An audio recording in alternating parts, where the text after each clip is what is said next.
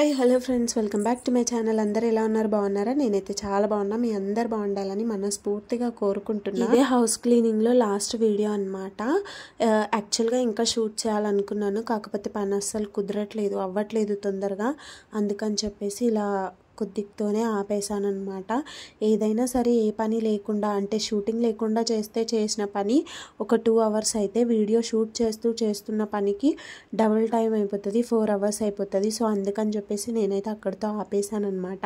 ఇంక ఇక్కడైతే ఫస్ట్ అయితే షింక్లో ఉన్న గిన్నెలు అయితే క్లీన్ చేసుకుంటున్నాను. సో దట్ నాకు ఏంటి అంటే, ఇప్పుడు నేను పోపు డబ్బాలు అవన్నీ క్లీన్ చేయాలి కదా, అప్పుడు నాకు షింక్ ఖాళీ ఉంటేనే అవి క్లీన్ చేసుకోవడానికి కుదురుతుందని చెప్పి ఫస్ట్ అయితే గిన్నెలు అయితే క్లీన్ చేసుకుంటున్నాను.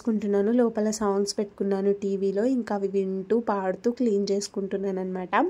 లైక్ ఆడుతూ పాడుతూ పని చేస్తుంటే అలుపు సొలుపు ఏముంటుంది అని సాంగ్ ఉంది కదా, ఆ టైప్ అనుకోండి. ఇంక ఇక్కడైతే గిన్నెలు అయితే కడుగుతున్నాను. ఇదైతే రన్ అవుతూ ఉంటుంది. గ్రౌండ్లో మనం ఒక విషయం మాట్లాడుకుందాం. ఏం లేదండి, కొందరు మనుషులు ఉంటారు, ఎలా అంటే మనతో ఒకలా ఉంటారు, మన వెనకాల ఇంకోలా ఉంటారు. మన గురించే మనతో మంచిగానే ఉంటారు. ఇన్ కేస్ పక్కన వాళ్ళు వచ్చి తను నీ గురించి ఇలా చెప్తుంది అంటే కూడా మనం నమ్మలేమన్నమాట. అంతగా అయితే ఉంటారు. కాకపోతే మన వెనకాల మన గురించి చాలా చెప్తూ ఉంటారు. వీళ్ళని గోతులు తవ్వే వాళ్ళు అంటారు కదా, వాళ్ళతో పోల్చొచ్చు అనమాట. మన గురించి మనతో ఎంత బాగుంటారంటే, ఏదో మనం లేకపోతే వాళ్ళు బతకలేరన్నట్టుగా ఉంటారు. కానీ మన వెనకాల మన గురించి ఎంత అంటే అంత మాట్లాడుకుంటారు, నోటికి వచ్చింది. ఇలాంటి వాళ్ళని చూస్తే నాకు అస్సలు కోపం వచ్చేస్తుంది అనమాట. ఈ విషయం ఎందుకు చెప్తున్నానంటే, నా లైఫ్లో ఒకటి జరిగిందిలేండి, రీసెంట్ డేస్లోనే, ఈ మధ్య డేస్లో ఒక 1 వీక్లోనే. సో అందుకని చెప్తున్నాను. వాళ్ళ నేమ్, ఏం జరిగింది, ఇవన్నీ అయితే మెన్షన్ చేయట్లేదు. బట్ మనుషులు ఇలా ఉన్నారు అని ఏదో ఒక చిన్నగా అయితే మీతో షేర్ చేసుకుంటున్నాను. అంతలా ఉండడం ఎందుకో నాకు అస్సలు అర్థం కాదు. ఏ విధంగా అయితే ఉన్నావో అదే విధంగా ఉండొచ్చు కదా. ఒక మనిషి గురించి మనం వెనకాల మాట్లాడుకోవడానికి ఏముంటుంది చెప్పండి. ఇష్టం ఉంటే తనతో మాట్లాడాలి, లేదు అంటే తనతో మాట్లాడడం మానేయాలి. అంతే తప్పించి తన గురించి ఇంకొకరికి చెప్పే రైట్స్ తనకు లేవు కదా. ఎవరో గురించి మాట్లాడాల్సిన అవసరం కూడా తనకు లేదు. బట్ ఇవన్నీ పట్టించుకుంటారనమాట. ఇలాంటి వాళ్ళని ఏమనాలో కూడా నాకైతే అర్థం కావట్లేదు. సో ఒక చిన్న షేర్ చేసుకోవాలనిపించింది, అందుకే షేర్ చేసుకున్నాను మీ అందరితోటి. ఈ విషయం పైన మీరేమంటారో కామెంట్స్లో చెప్పడం అస్సలు మర్చిపోవద్దు. ఇంక ఇక్కడైతే గిన్నెలు అయితే క్లీన్ చేస్తూ ఉన్నాను అనమాట. ఏంటో అండి, రూమ్ క్లీనింగ్ పెట్టుకుంటాం కానీ అది అయిపోయే వరకు నాకు ఒక టెన్షన్లా ఉంటుంది, ఒక హెక్టిక్ అనే చెప్పొచ్చు. అంటే ఎప్పుడు అయిపోతాయో ఏమో, తొందరగా అయిపోగొట్టాలి, ఈ టైం వరకు అవ్వగొడతానా లేదా, నేను అనుకున్న పని చేస్తానా లేదా, నా ఇల్లు నీట్గా అవుతుందా లేదా, నా మైండ్లో మొత్తం ఇవే ఆలోచనలు రన్ అవుతూ ఉంటాయి. ఆ పని మీద కాన్సన్ట్రేట్ కూడా చేయలేకపోతానన్నమాట. కాకపోతే ఈసారి డీప్ క్లీనింగ్ మాత్రం చాలా ప్రశాంతంగా నీట్గా అయితే చేసుకున్నాను. ఆ రోజు సండే ఉండడము, బాబు మమ్మీ దగ్గర ఉన్నాడు కదా, ఇంకా అందుకని చెప్పి నాకు 6 ఆ టైం అయిందండి. ఇంకా రూమ్ అవన్నీ గడిగేలోపు 6:30 అయింది. ఇంకా మార్కెట్ కూడా చేసుకొని అయితే వచ్చానమాట. కానీ అప్పటికే చాలా అలసిపోయాను. ఇంకా నేను, నా వల్ల కాలేదు ఇంకా బట్టలు అవన్నీ ఉతుక్కోవడం, ఇంకా అవి రేపు చేసుకుందాం అన్నట్టుగా అక్కడితోనైతే ఆపేసినాను. ఇక్కడ ఫస్ట్ గిన్నెలు తోముకుంటే, నాకు చెప్పాను కదా పోపు డబ్బాలు క్లీన్ చేసుకోవచ్చు అని చెప్పేసి, ఆ డబ్బాలో కూడా చాలా అంటే చాలా డీక్లాటర్ చేసేసినానండి. అసలు ఎక్కడ లేని సామాన్ ఇంట్లోనే కనిపిస్తుంది. యాక్చువల్గా ఒక చిన్న ఫన్నీ ఇన్సిడెంట్ చెప్తాను. నాకు మ్యారేజ్ అయిన తర్వాతకి ఒక 1 వీక్ ఏమో రూమ్ తీసుకున్నాం మేము సపరేట్. సో అప్పుడు మా రూమ్కి సామాన్ షిఫ్ట్ చేయడానికి జస్ట్ మా హస్బెండ్ బండే సరిపోయింది, స్కూటీ. ముంగటో 2 సంచులు, వెనక మా తమ్ముడు కూర్చొని ఒక సంచి, ఆ విధంగా అయితే షిఫ్ట్ అయిపోయినాము. మళ్ళీ అక్కడ ఒక 1 మంత్ ఏమో ఉన్నాము. ఓనర్ కొంచెం ఏమంటారు, కోపిస్ట్ అనమాట, ఎక్కువగా కోపగించుకునేది, నాకు నచ్చలేదు. మనమేమో చాలా సెన్సిటివ్, ఒకరు ఒక మాట గట్టిగా అన్నారనుకోండి, మన తప్పు లేకపోతే బడబడా ఏడ్చేస్తాము. ఇంకా తప్పున్నా ఏడుస్తాంలేండి, కానీ నేనేం తప్పు చేయలేదు, బట్ తిట్టేది. ఇంకా అలా అని చెప్పేసి రూమ్ షిఫ్ట్ అయిపోయినాం. మళ్ళీ వేరే రూమ్కి వెళ్ళినాము. అది వచ్చేసి ఒక హాస్టల్ టైప్ ఉందండి. ఎవ్వరు బయటికి రారు, ఎవ్వరు మాట్లాడరు. బాబోయ్ నేను ఉండనని చెప్పి మళ్ళీ అక్కడి నుంచి కూడా బండి మీద వచ్చింది.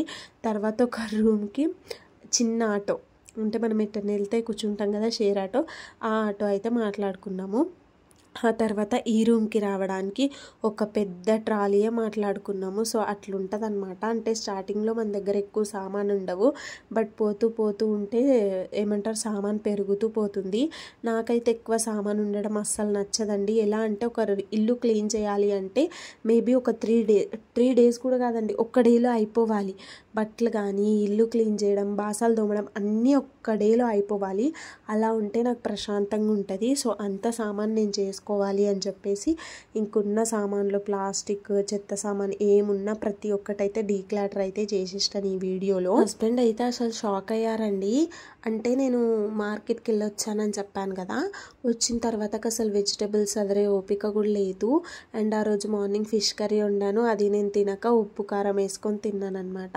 నాకు తిన్నట్టుగా అనిపించలేదు. ఇంత అలసిపోయాం కదా, కనీసం ఫుడ్ అయినా బాగా తిని పడుకోవచ్చు అని చెప్పేసి పన్నీర్ కర్రీ చపాతీ చేశానమాట. అది వీడియో తీసే ఓపిక కూడా లేకపోయింది, అందుకే తీయలేను. సో మా హస్బెండ్ ఎలా గుర్తుపట్టారో తెలియదండి, కానీ పాపం ఆఫీస్ నుంచి రాగానే ఫస్ట్ నా ఫేస్ చూసిండు. తర్వాత నాకు ఒక్క పని కూడా చెప్పలేడు అసలు. రోజు ఫుడ్ నేనే పెడతాను, బట్ ఆ రోజు తనే పెట్టుకొని తిన్నాడు. ఏదైనా సరే ఎంత కష్టపడ్డానో అతనికి అర్థమైపోయింది. ఇల్లుని చూస్తే అంత నీట్గా అయితే చేసుకున్నాను. నేను ఏదన్నా పని చేస్తాను అంటే చాలా నీట్గా చేసుకుంటానండి, ఓపికతోటి. అది నాకు బాబుని ఎవరైనా పట్టుకునే వాళ్ళు ఉంటే ఇంకా అసలు ఆలోచించను, బట్ అలా పట్టుకునే వాళ్ళు ఎవరు లేరు అనుకోండి, నా వల్ల కాదు. వాడిని మేనేజ్ చేస్తూ చేసుకోవడం అంటే ఒక పెద్ద హెక్టిక్ అనిపిస్తుంది. అంటే ఒకటి చేస్తే ఒకటి పారేస్తాడు, అట్లా చేస్తే ఎవరైనా భరించలేం కదా. అంటే కోపం వచ్చేస్తుంది, కొట్టేస్తాము, తిట్టేస్తాము. ఇలా ఎందుకని చెప్పేసి నేను మెయిన్ రీజన్ సాటర్డే ఇల్లు క్లీన్ చేయకపోవడము, సండేకి పోస్ట్పోన్ చేసుకోవడానికి ద మెయిన్ రీజన్ అదే అనమాట. ఇంక ఇట్లా బాబు లేడనుకోండి, నాకు చక్క పనులు అయితే అయిపోతాయి. ఇంకా ఆ రోజు చెప్తున్నాను కదా, ఆఫ్టర్నూన్ ఏమో అది తినాలా లేదా అన్నట్టుగా తిన్నా అనమాట. ఫుడ్ ఉప్పు కారంతో నాకు తినబుద్ధి అవ్వలేదు, బట్ అలా తిన్నాను. తిన్న తర్వాత గుర్తొచ్చింది ఎగ్స్ ఉన్నాయి, కనీసం ఎగ్ కర్రీ అయినా చేసుకోలేదని. మళ్ళీ అదేంటి ఎగ్ చికెన్ తినొద్దు అంటున్నారు, మీరు తినేస్తున్నారా అంటారేమో. డాక్టర్సే చెప్పారండి బాగా ఉడికించుకొని తినొచ్చు అని చెప్పేసి. అయినా చాలామంది తింటున్నారు, అందరితో పాటు మనం అంతే కదా, ఇంకా అందుకని చెప్పి నేనైతే తినేస్తున్నాను అనమాట. ఇంకా ఆ రోజు అలా అయితే జరిగిపోయింది. సో బాబుని పట్టుకునే వాళ్ళు ఉంటే ఎంత పనైనా చిటికెలా అయిపోతుందిలేండి. ఇంకా పట్టుకునే వాళ్ళు లేరు అంటే అది చిన్న పనైనా కొంచెం ఇబ్బందిగానే ఉంటుంది. ఇంక ఇక్కడైతే డబ్బాలు అయితే నాకు కావాల్సినవి, అందులో ఏమైనా సరుకులు ఉంటే వేరే గిన్నెలోకి వేసేసుకొని ప్రతి ఒక్కటైతే తోముకున్నాను. వద్దు అనుకున్నవన్నీ తీసి ఒక సంచిలో వేసేసి చెత్త వాళ్ళు వస్తారు కదా వాళ్ళకైతే ఇచ్చేసినానండి. వాళ్ళు చెత్త కూడా వేయం మేము, బట్ పోనీయండి వాళ్ళైనా అవి అమ్ముకుంటే డబ్బులు వస్తాయి కదా అలా అని చెప్పి నేనైతే ఇచ్చేసిన అనమాట. ఇంక ఇక్కడ నాకు కావాల్సినవి తీసుకున్న, పాడైనవి అయితే అన్నీ పాడేశాను. ఇంక ఇప్పటి నుంచి ఒకటి ఫిక్స్ అయిన, గ్రాసరీ తెచ్చినా కూడా నాకు ఏది అవసరం ఉందో, నేను ఏది ఎక్కువ యూస్ చేస్తానో అదే తెచ్చుకుందామని అయితే ఫిక్స్ అయిపోయినాను. ప్రతి ఒక్కటి ఇంట్లో ఉండాలని లేదు కదండి, మనకు అవసరం ఉన్నది ఉంటే చాలు. ఇన్ కేస్ అది లేదు అనుకోండి అప్పటికప్పుడు తెచ్చుకోవడం బెటర్. అంతే తప్పించి ఒకేసారి తెచ్చేసుకొని అది పాడైపోయినాక పారేస్తే వచ్చే అంత బాధ కన్నా ఇది బెటర్ అనేసి నేను అనుకుంటున్నా. అందుకని చెప్పి ఇప్పటి నుంచి అయితే గట్టిగా ఫిక్స్ అయినా, నాకు ఏది అవసరమో అదే బుక్లో రాసుకొని లిస్ట్ తీసుకొని వెళ్ళి తెచ్చుకోవాలి అనేసి అయితే ఫిక్స్ అయిపోయాను అనమాట. ఇంక ఇక్కడ ఇది ఎక్కువ ఉన్నదైతే ఉప్మా రవ్వ. మా హస్బెండ్కి కొంచెం టీత్ ప్రాబ్లం ఉంది, సో దానికి ట్రీట్మెంట్ అవుతూ ఉంది. మ్యాక్సిమం రైస్ తినొద్దు అంటారని చెప్పేసి అలా ఉప్మా రవ్వ అయితే తెచ్చి పెట్టాను. ఏ నైట్ అంటే ఆ నైట్ చిటికెలో చేసేయచ్చు, అండ్ అది తినడానికి కూడా వీలుగా ఉంటుందని చెప్పేసి ఇంక ఈ డబ్బాలో ఉన్నవి ఫస్ట్ అయితే ఒక ప్లేట్స్లో అయితే పెట్టుకొని నాకు కావాల్సిన డబ్బాలను అయితే తోమి ఎండలో అయితే ఆరబెట్టుకున్నాను అనమాట. ఎండ కూడా లేదు, కాకపోతే ఇంకా గాలికి అవి ఆరిపోయినాయి. ఇంకా లోపల చెమ్మగా ఉంటే ఒక క్లాత్తోనైతే తుడిచేసుకున్నాను.